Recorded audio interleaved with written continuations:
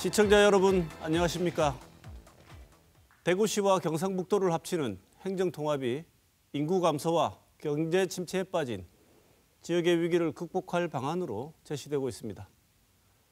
새로운 형태의 광역자치단체인 대구 경북 특별자치도를 만들어서 통합에 따른 시너지 효과를 내자는 겁니다. 이번 주 이슈 인사이드에서는 대구 경북 행정통합이 지역의 어려움을 극복할 수 있는 해결책이 될 수 있을지 논의해 보겠습니다. 또 이태원 클럽발 N차 감염과 2차 등교 개학에 따른 확진자 발생으로 코로나19의 확산 우려가 다시 커지고 있습니다. 대구시의 방역 대책을 알아보겠습니다.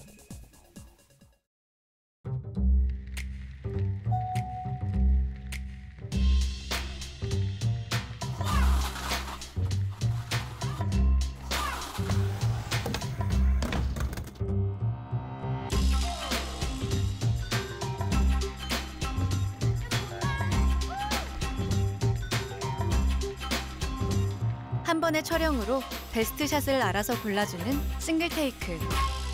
갤럭시 S20.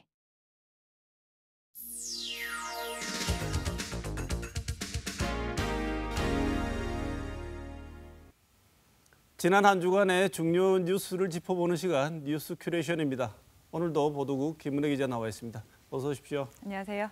네, 지난 한 주간 또 어떤 소식이 있었습니까?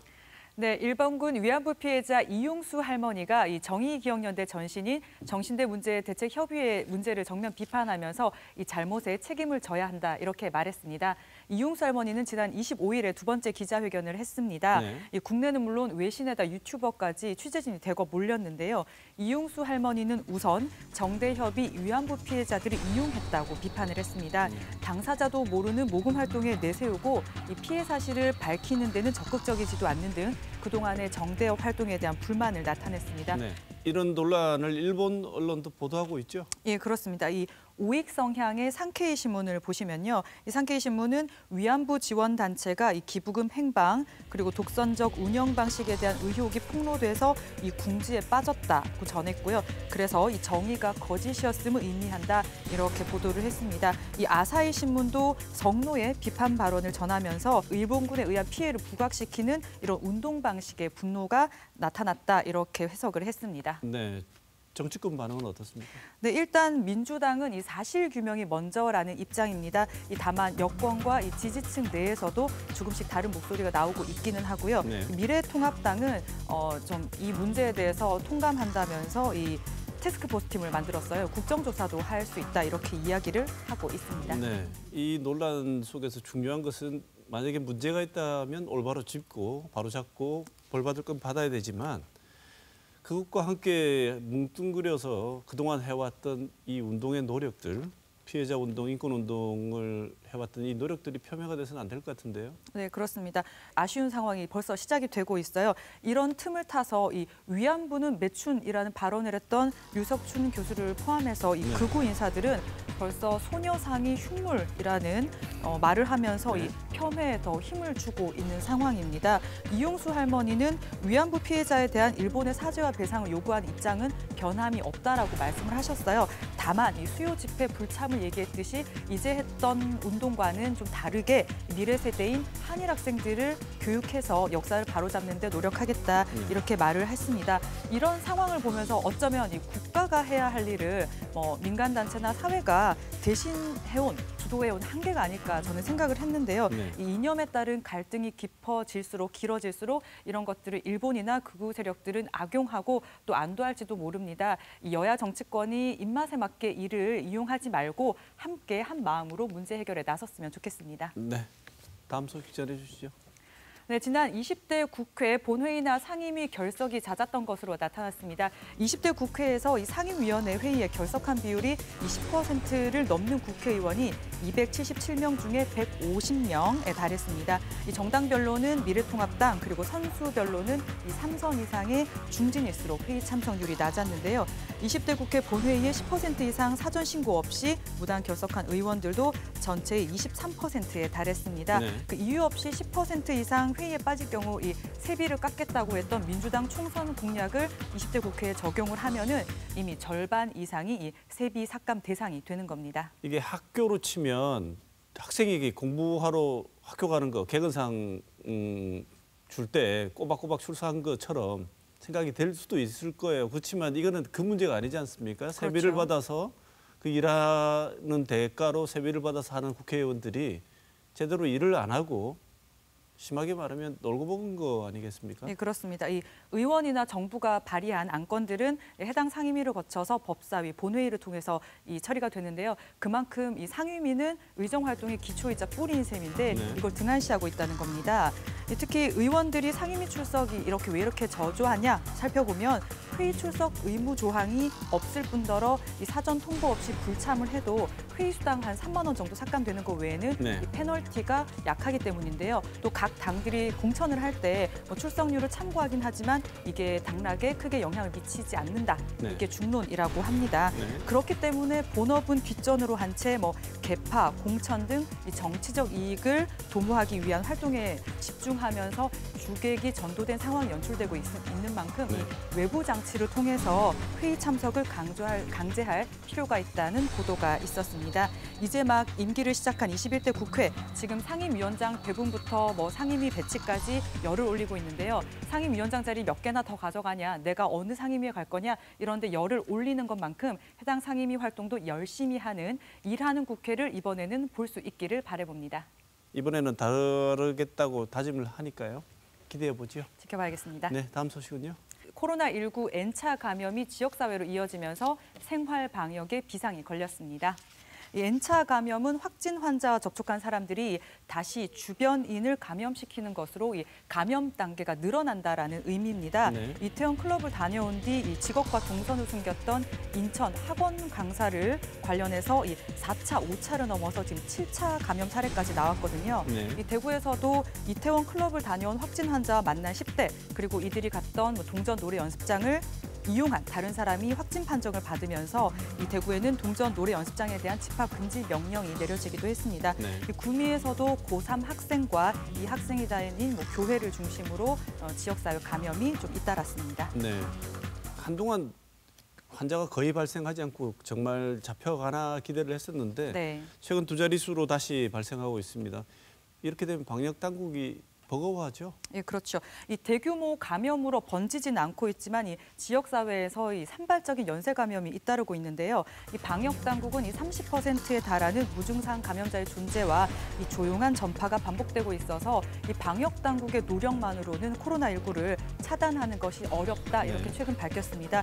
또 인구가 밀집한 수도권을 중심으로 가을 전 재유행 이야기도 나오고 있을 정도로요. 역학조사가 전파 속도를 지금 따라가기가 버거운 상황입니다. 이 무엇보다도 학생들 등교가 본격적으로 시작된 만큼 이 생활 방역의 중요성과 시민들의 협조가 더 강화되고 있습니다. 지금까지 이번 주 주목할 만한 뉴스 짚어봤습니다.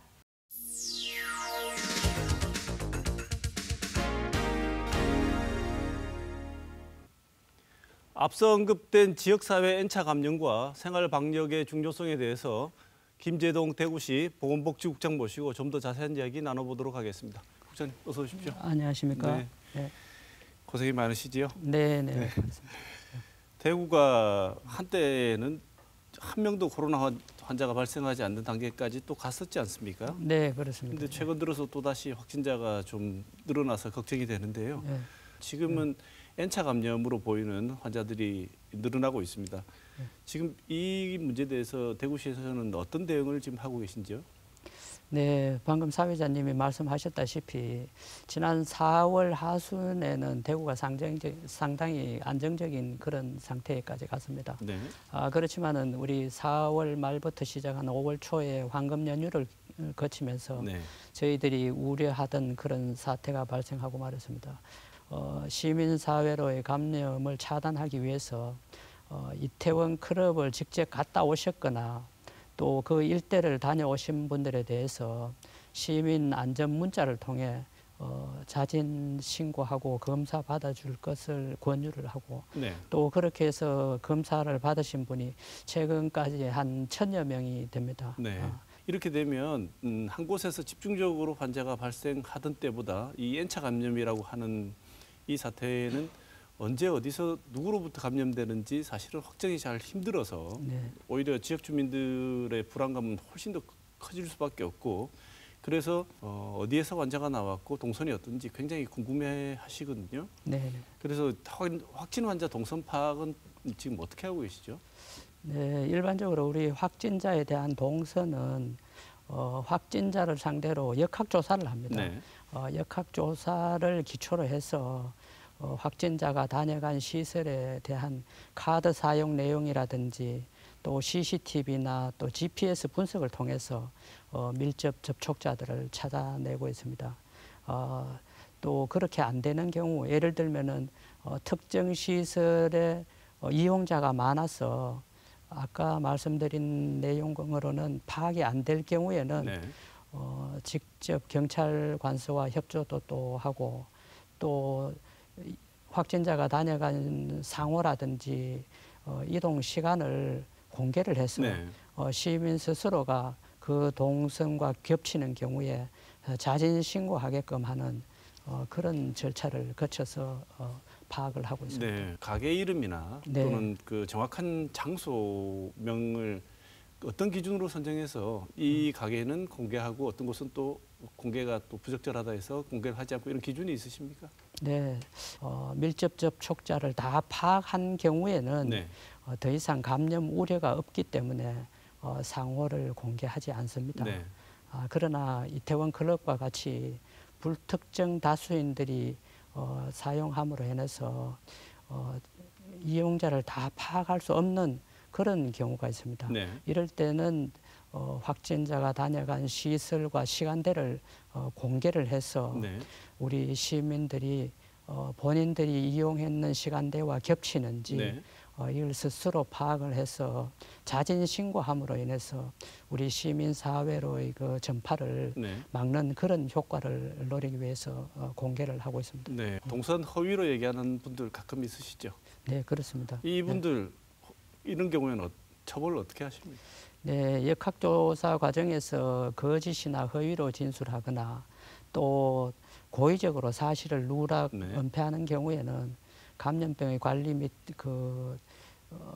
감염병의 예방 및 관리에 관한 법률에 따라서 최고 징역 2년 이하나 또 벌금 2천만 원 이하에 처해질 수도 있습니다. 네. 네. 정부가 유흥시설 같은 경우에는 QR코드 시스템을 도입을 해서 혹시나 무슨 일이 있을 때 적극적으로 추적할 수 있는 장치를 한다고 하는데요. 대구도 이거 준비하고 있습니까? 또 우리 시에서는 지난 5월 20일부터 QR코드 시스템을 도입을 해서 우리 시청이나 또 대구미술관 등 공공시설물 6개소에 일단 시범적으로 네. 실시를 하고 있고요. 네. 6월 달부터는 방금 사회자님이 말씀하셨는 그런 고위험 시설들을 중심으로 해서 점차 확대해 나갈 그런 준비를 하고 있습니다. 네. 실제로 보시면 허위 기재한 사람들이 많습니까? 네, 그렇죠. 그래서 예를 들면은 이번 이태원 클럽에서만 보듯이 네. 서울시에서 발표 자료에 의하면은 5천여 명 중에서 한 뭐 절반에 가까운 2천여 명이 네. 연락처가 허위로 기재되고 연락이 네. 안 되는 네. 그런 사례들이 많았습니다. 네. 지하철, 버스 등 대중교통 이용할 때 마스크 착용을 필수화시켰습니다. 네. 이 강제 규정으로 만들어서 했는데 만약에 대중교통을 이용하려고 했을 때 마스크 안 쓴 분들은 어떻게 하죠? 5월 26일까지 3주간의 계도 기간을 정했는데 네. 3주 후에 우리가 분석을 해보니까 거의 99% 이상이 마스크 사용을 잘 하고 계셨고 네. 일부 극소수 몇 분만이 뭐 분실한 경우도 있고 또 부주의로 인해서 안 갖고 나오신 분도 있고 이런 경우가 발생했습니다.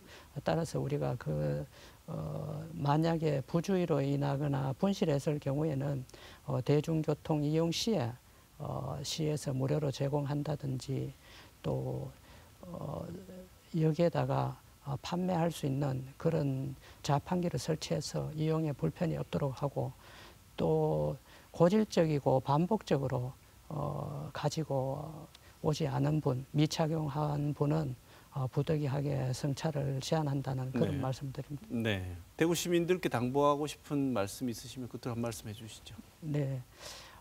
대구는 잘 아시다시피 우리 코로나19 확진자가 전국의 한 61%나 차지할 정도로 많은 도시고 또 특별 재난 지역으로 지정된 도시입니다. 네. 그러나 지금도 무증상 상태나 그 감염 원인이 불명확한 그런 확진자들이 지속적으로 발생되고 있어 아직도 결코 안심할 수 없는 그런 상황입니다. 따라서 우리 시민 여러분들께서는 마스크 쓰기라든지 또 거리 두기, 손 씻기 등 우리 생활 속에서 거리 두기 운동을 적극 실천해 주시고 또 우리 시가 대대적으로 펼치고 있는 코로나19 극복을 위한 범시민 운동에 적극 동참해 주시기를 부탁드립니다. 그리고 또 마지막으로는 기침이나 또 고열 등 증세가 있으신 분들은 주저하지 마시고 1339나 관할 보건소로 연락하셔서 검사를 받으시기를 권해드립니다. 네. 오늘 생활방역과 관련해서 김재동 대구시 보건복지국장 모시고 좋은 말씀 많이 들었습니다. 고맙습니다. 감사합니다.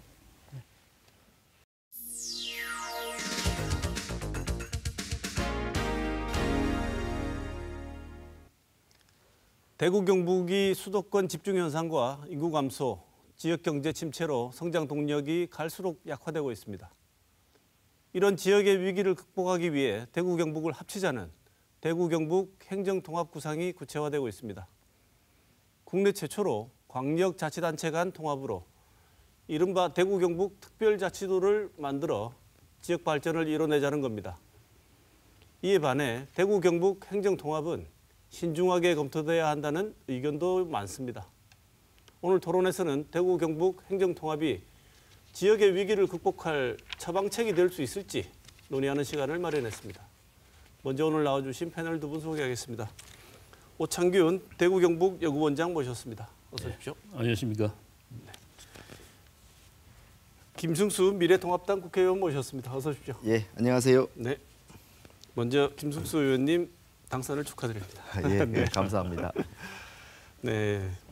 앞서 모두에도 말씀드렸습니다만 우리 대구 경북의 현실이 참 녹록지가 않습니다. 여러 가지 문제가 복합적으로 밀려오고 있는데요.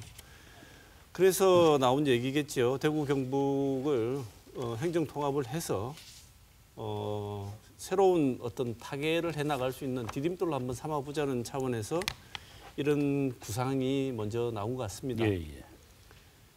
왜 이런 구상이 나오게 됐는지 상황을 먼저 짚어봐야 이 구상이 어떤 의미를 지니고 있고 어떤 방향으로 나갈지를 살펴볼 수 있을 것 같아서 먼저 우리 지역이 처한 현 상황부터 한번 짚어보겠습니다. 어디 가든지 간에 제일 많이 듣는 얘기죠. 우리 지역 경제 현실이 너무 힘들다. 이런 얘기들을 많이 하고 있습니다. 먼저 이런 제안을 어쩌면 선도해 나가고 있는 대구 경북연구원장으로서 예, 예. 오 원장님께서 먼저 지역 경제 현실을 먼저 한번 짚어주시죠. 예, 경제 현실이 어떤가 하는 걸 뭐 실생활에서 시민이나 도민들이 다 느끼는 바라고 그렇게 생각합니다. 네. 근데 과거를 이렇게 거슬러서 한번 생각을 해보면은 우리 대구 경북은 40~50년간의 승승장구하는 그런 팽창기를 거쳤고 또 상당한 그 호기를 맞은 적이 있습니다. 뭐 산업화 시기에 그 섬유 산업 기반이 비교적 탄탄했고 네. 또 당시로서는 신산업이라고 할 수 있는 그런 철강이라든가 전자산업이 이 지역의 경제에 활력을 불어넣었던 그런 시기입니다. 그리고 지리적 입지도 아주 좋았습니다. 그때 냉전 시기에 우리 대구 경북이 이제 한반도 동남권에 이렇게 위치를 하고 또 경부 축의 요충지에 있다 보니까 네. 상당한 이제 강점을 발휘를 했습니다. 그런데 지금 이렇게 돌이켜보면 지금은 상황이 이제 완전히 달라졌습니다. 대구 경북의 강점으로 작용하던 것들이 그런 긍정적인 작용을 더 이상 할 수 없는 그런 상황이 됐고 그러다 보니까 GRDP라든가 뭐 고용률이라든가 대구 경북 경제가 전국에서 차지하는 비중이라든가 이런 게 관련되는 지표가 만족스럽게 나오지 않는 게 사실입니다. 네. 그게 또 실질적으로 느끼기에도 이제 경제가 어렵구나 하는 느낌을 가지게 됩니다. 네. 우리 김 의원님께서는 특히 대구 지역의 경제 사정이나 문제에 대해서는 누구보다 잘 알고 계실 것 같은데 어떻게 보시는지요? 예, 대구가 지금 굉장히 어려운 상황인 것은 뭐 확실합니다. 일단 통계로 보더라도 대구 상위 자료에 따르면은 2018년도 기준 그 지역 GRDP라는 게 있습니다. 네. 대구에서 얼마만큼의 그 생산 역량을 갖고 있느냐. 그 1인당 GRDP가 벌써 27년째 전국 시도 가운데 대구가 지금 꼴찌를 하고 있고요. 네. 또 이 격차가 조금 좁혀지다가 또 벌어지는 그런 추세입니다. 그 시민들의 그 소득 면에 있어서도 8개 특광시 중에서는 대구가 지금 꼴찌인 그런 네. 상태. 또 경북도 아주 그 좀 하위권에 지금 머물고 있습니다. 네. 그래서 이 그동안은 보면은 대구뿐만 아니고 대구포라 그래서 대구, 구미, 포항이 영남권의 경제는 물론이고 국가 경제를 그 주도하던 그런 시대가 있었습니다만은 과거의 그런 그 섬유 또 구미의 전자 이런 쪽에서 좀 더 첨단 산업으로 네. 또 이게 좀 이게 전환을 빠르게 못한 것들이 네.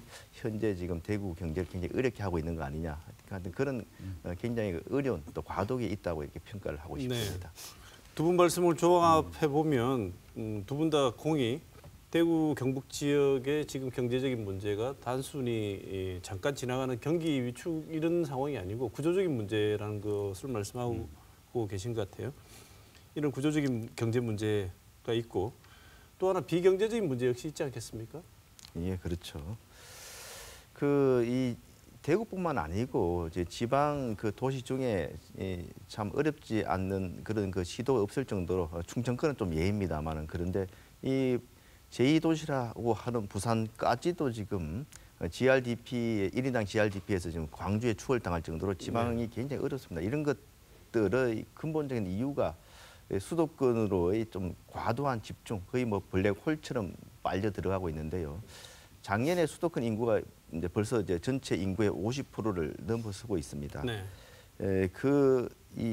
우리가 한 1,000개 대기업 중에 수도권에 이제 본사가 있는 게 한 73%를 넘고 있습니다. 신용카드 사용액은 80%를 좀 넘고 있고요. 막 이런 정도로 수도권이 좀 가밀된 집중된 상태인데도 불구하고 오히려 어떻게 보면은 지금 최근 정부에서는 수도권의 규제 완화 위주로 어떻게 보면 수도권의 그 가밀을 더 부추기는 네. 그런 정책들이 또 나오고 있고 또 그 반면에 지역 균형 발전 정책에 대한 의지는 또 과거 정부에 비해서 좀 약한 것이 아닌가 네. 이런 것들이 이제 비경제적으로 좀 우리 지역 대구를 비롯한 지방을 어렵게 하는 요인이라고 생각을 합니다. 네.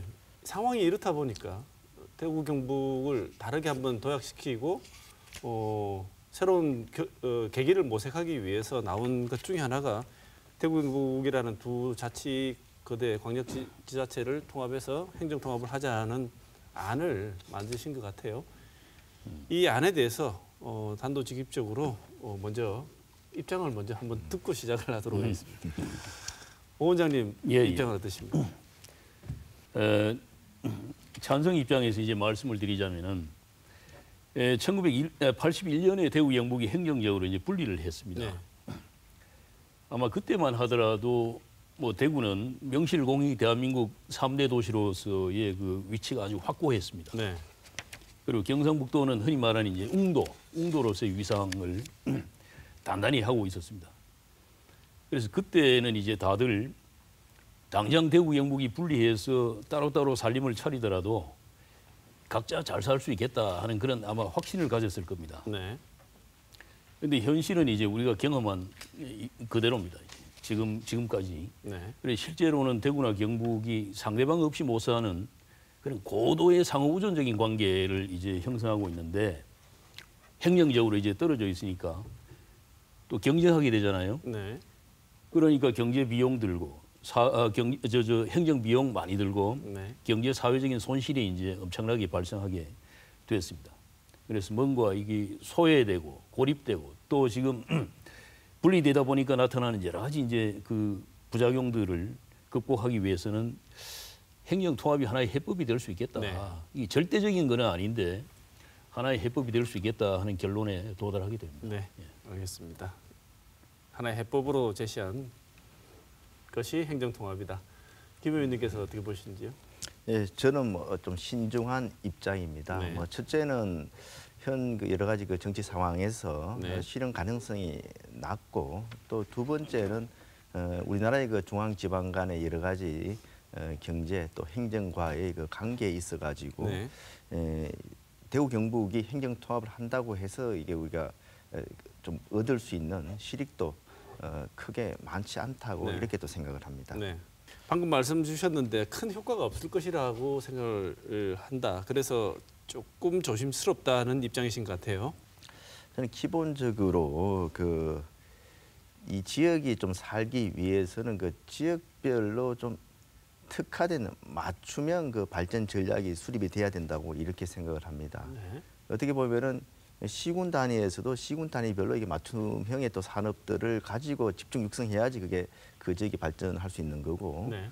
우리 뭐 대구나 경북도 마찬가지입니다. 큰 틀에서 특히 대구와 같은 광역시 차원에서 이렇게 적합한 산업이 또 전략이 있을 수 있고 네. 그런 또 시군 중에서도 인근 시군과 같이 연계해서 같이 추진할 그런 또 산업이나 사업이 있을 겁니다. 네. 마찬가지로 이제 대구, 경북이 이 경제적인 측면에서 같이 이렇게 협력해 나갈 그런 산업들이 좀 저도 몇 가지 지금 있다고 이렇게 생각을 합니다만은 이게 오히려 행정 통합을 해서 그런 것들이 협력이 더 잘 될 수 있느냐? 그건 아니라고 생각을 하거든요.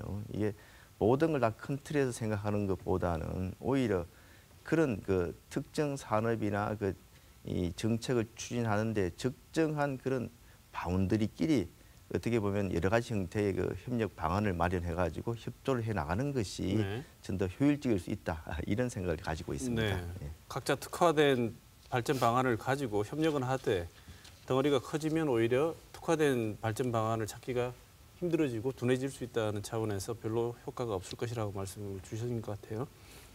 원장님 생각 어떠십니까? 예.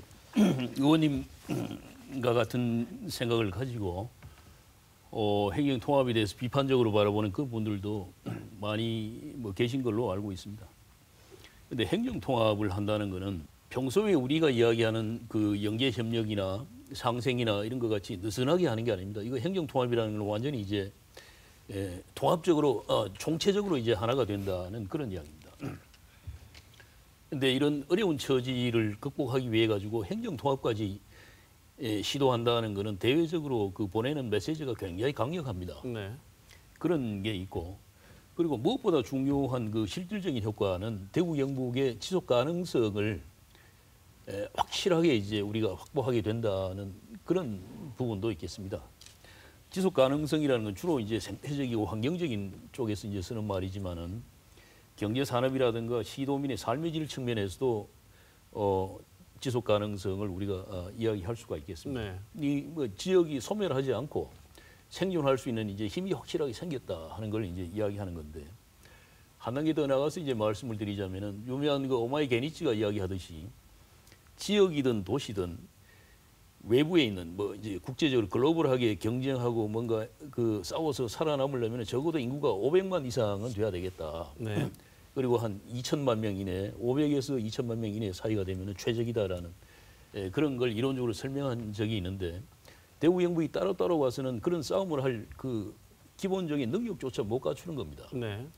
통합한 상황에서 510만 그리고 주변하고 해서 한 50만까지 이렇게 가지게 되면 지금하고는 다른 그런 힘을 발휘할 것이고 둘째로는 자치 역량이 확실하게 높아집니다. 이거는 네. 우리가 통합하는 과정에서 중앙정부를 상대로 해가지고 여러 가지 이제 특례를 요구하게 되는데 그럴 경우에 산업 특례라든가 도시계획 특례 또는 교육 특례 같은 이런 자치권 특례를 통해 가지고 자치권이 이제 확대되는 거거든요. 네.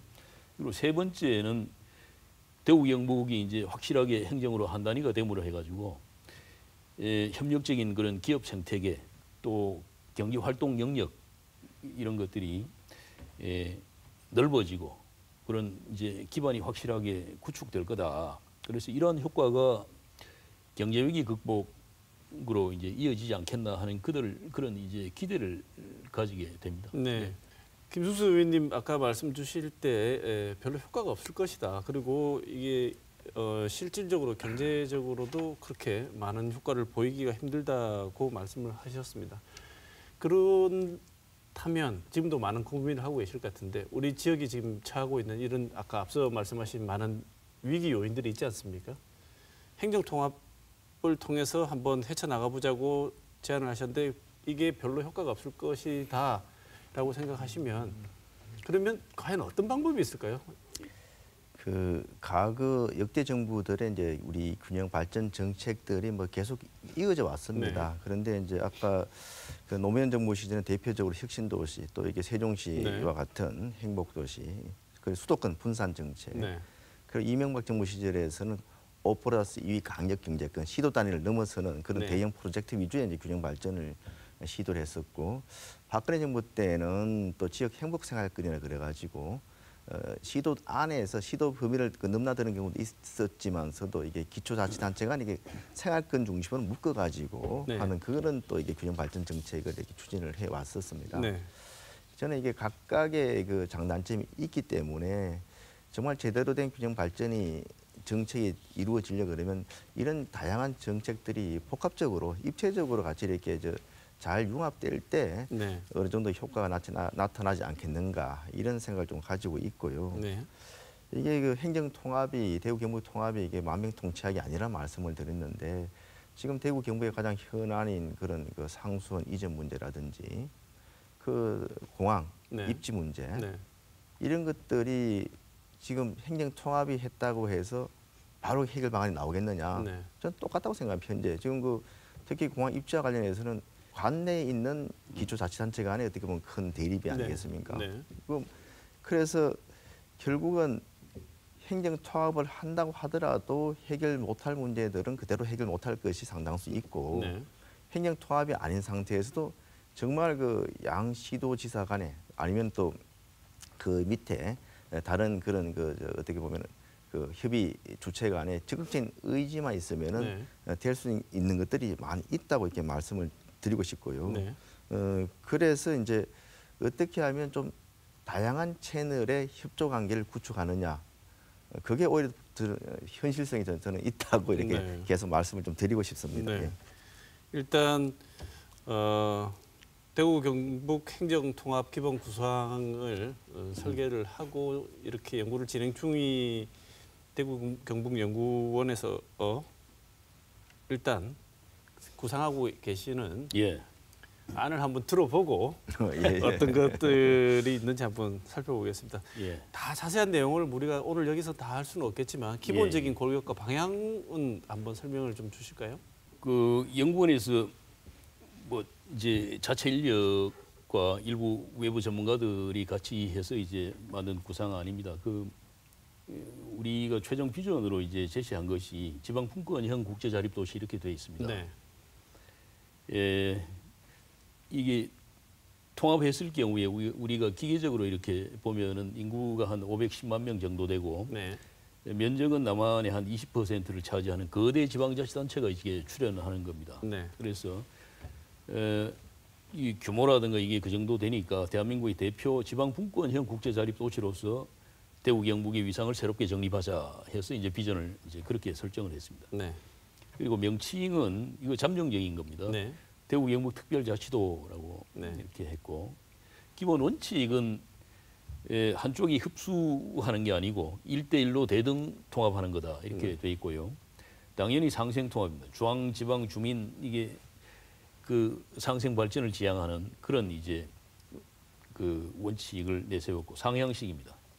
우리 지방과 여기에 사는 주민들이 주도적으로 이제 그 성격과 방향을 그리고 전략을 설정해가지고 네. 이렇게 통합해 나가는 거고 법적인 근거는 지금 현재 있는 지방자치법하고 지방분권법에다가 네. 새롭게 대구 경북 행정통합특별법을 만들어야 됩니다. 네. 국회의원님들이 또 이해를 같이 해주셔야 되고 시도의원님들도 마찬가지입니다. 네. 그리고 당연히 이제 시도민들 주민들이 동의를 해야만 될 수 있는 네. 그런 작업이 되겠습니다. 행정통합, 대구 경북 행정통합을 이렇게 설득력 있게 우리 그 시민들한테, 도민들한테 이야기를 하기 위해서는 네.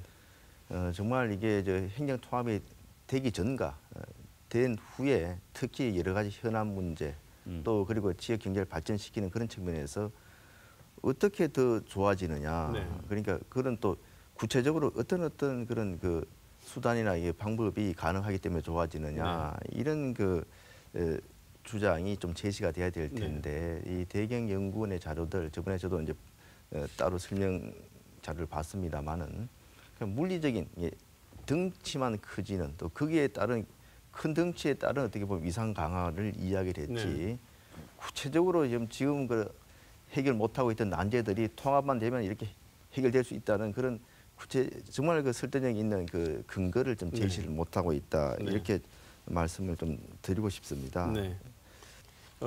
아직까지는 구체적인 실행 계획서라든지 이런 단계가 아니고 제안하는 단계 정도라서 구체적으로 해결 방안까지 모색하기에는 시간이나 뭐 여러 연구가 부족했을 거는 같습니다.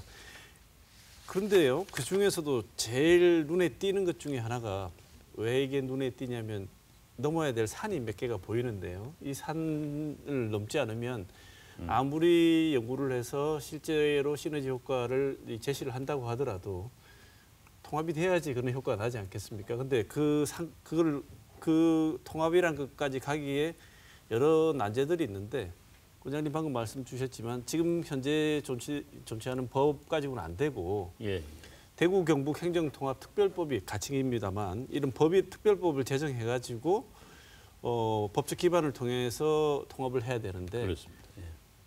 이 현실적으로 김수수 의원님께 한번 여쭤보고 싶습니다. 이게 법 제정이 가능해 보이십니까? 제가 애초에 그 소극적이다 말씀드린 가장 큰 이유가 실현 가능성이 낮다는 겁니다.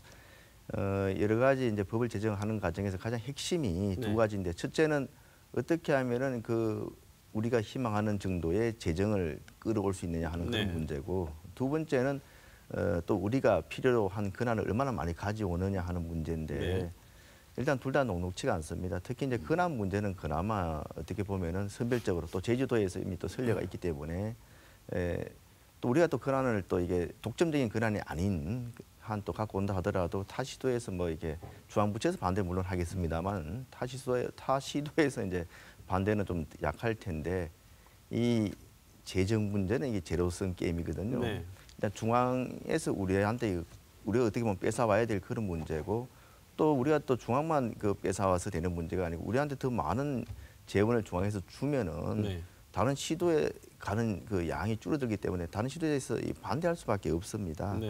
그러면은 그거 없이 우리가 뭐 더 추가적인 재정 지원이 없이 현재 수준만 가지고 그러면 충분히 가능하다. 그렇게 이제 헤쳐나가야 되는데 우리 재정 현실이 어떻습니까? 이 재정 자립도만 하더라도 대구는 그래도 한 45% 정도 됩니다만은 우리 그 자체 세입이 45%라는 얘기거든 전체 예산에서 경북은 24% 25%가 채 안 됩니다. 그렇습니다. 자, 그러면은 우리 요 정도만 예산을 가지고 오히려 보면은 중앙에 더 큰 지원 없이 더 어려운 문제들을 잘 헤쳐나갈 수 있을 것인가? 그게 대해서도 어떻게 보면 우리가 제시해야 되는데 너무 그 좋은 전망만 우리가 요구하면 그만큼 더 지원을 그냥 권한도 가져올 수 있고 재원도 가져올 수 있고 이렇게 해서 시작한다는 거죠. 그게 안 될 경우에 어떻게 하느냐? 안 돼도 할 거냐? 하면 자신 있느냐? 그 얘기죠. 저는.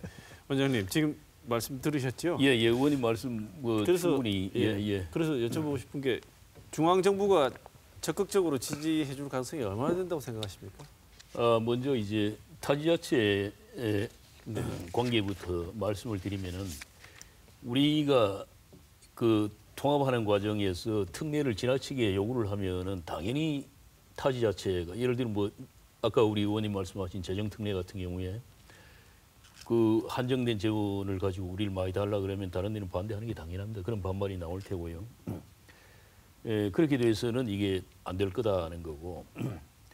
그래서 이 부분은 제주특별자치도가 그 받은 그 사례, 특례 사례를 참고를 해서 그 수준 또는 그보다 조금 더 이제 그 필요한 부분에서 요청하는 것이 타당한 게 아닌가 하는 그런 견해가 있습니다. 그러니까 이제 우리가 특례를 많이 요구하면 행정통합특별법 제정하는 경우에 굉장히 큰 이제 장애가 돌출이 될 테니까요. 그리고 중앙정부는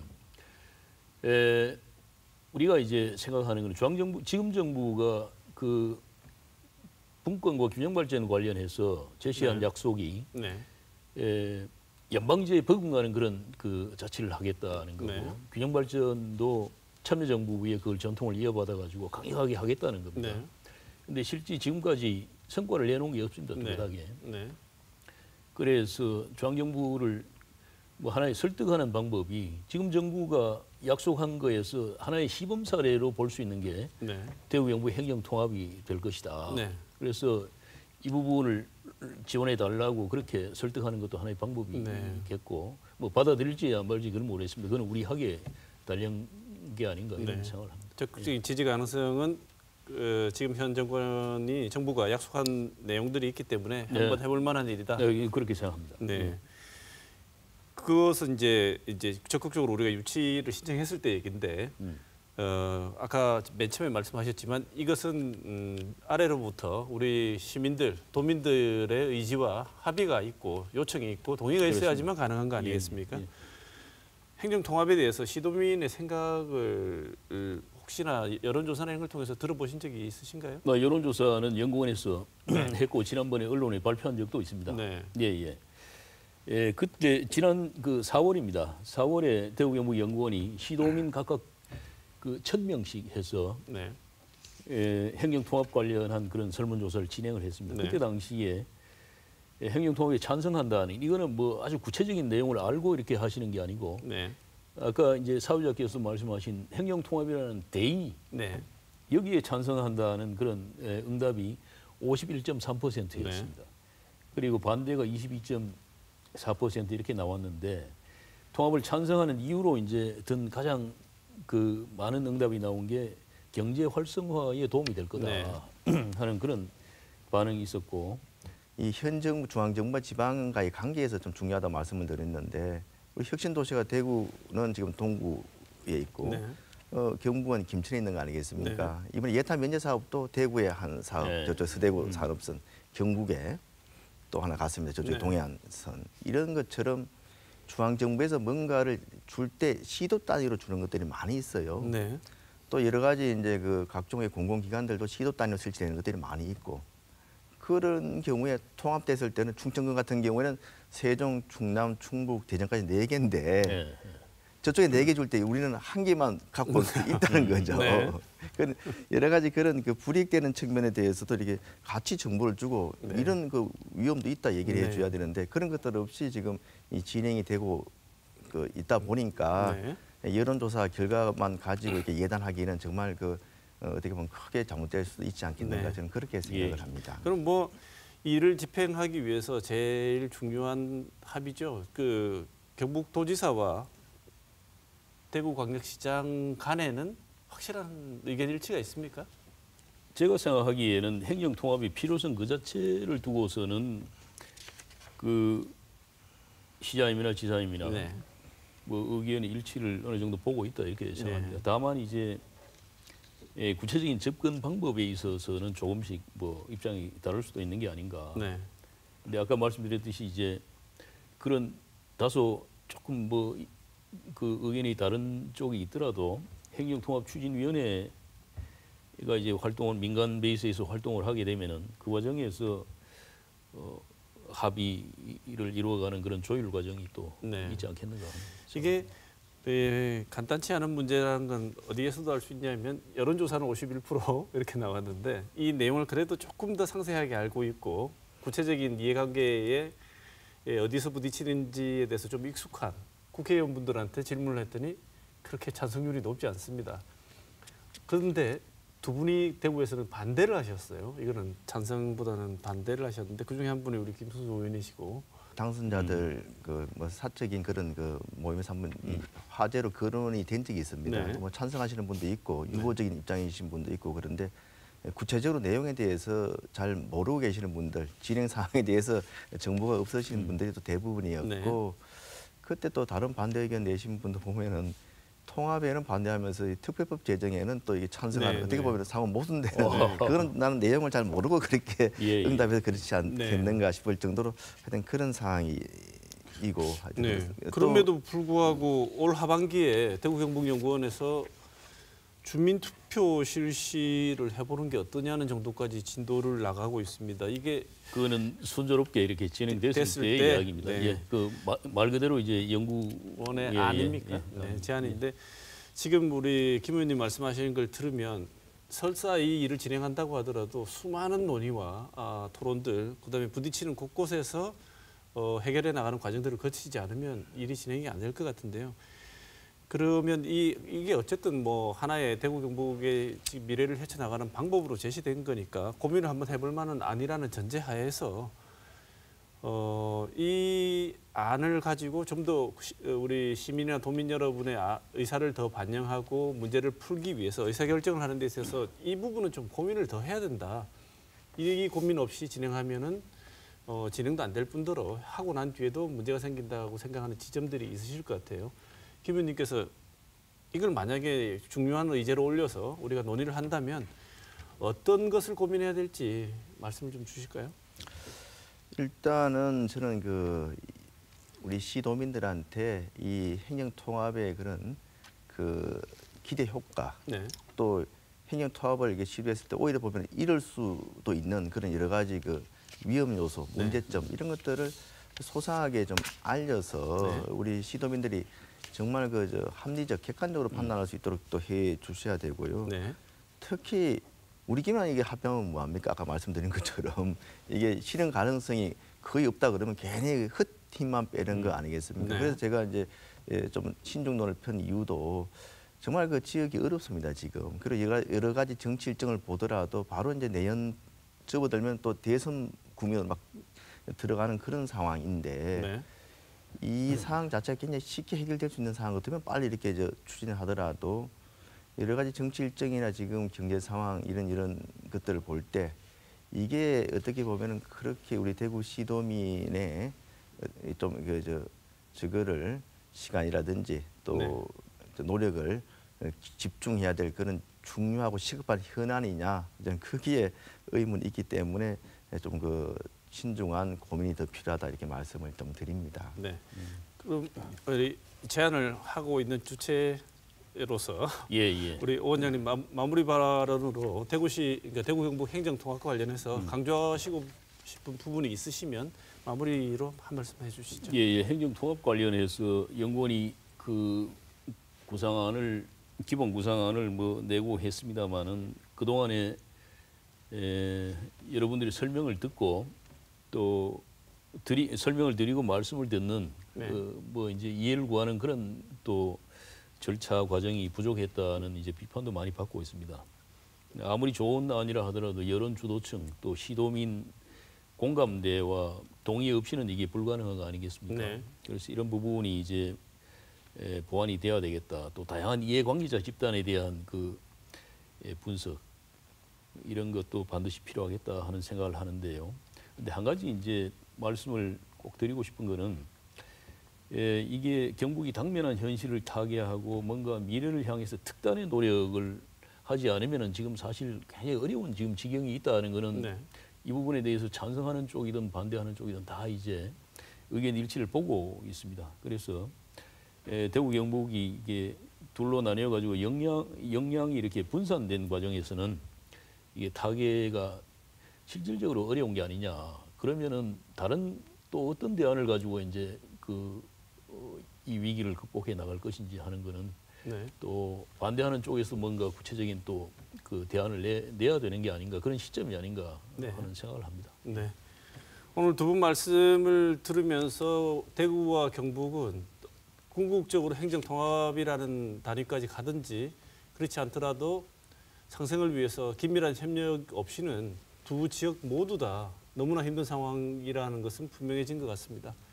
이 오늘 토론 내용 대구 경북 행정통합이 오죽하면 이런 안까지 제시되었을까라는 생각도 해봅니다. 뭐 앞으로 어떤 일이 어떤 토론이 어떤 방식으로 해결되고 진행되는지는 또 우리 시청자분들 관심 가지고 지켜봐 주시기 바랍니다. 오늘 오창균 대구 경북 연구원장, 김승수 미래통합당 국회의원 모시고 좋은 말씀 나눴습니다. 두 분 모두 감사드립니다. 고맙습니다. 고맙습니다.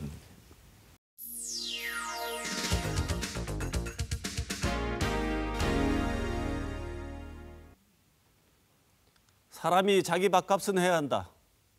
우리가 자라면서 어른들에게 많이 들어왔던 말입니다. 말 그대로 자신이 받은 대가에 모자라지 않게 일을 해야 한다는 말이겠지요.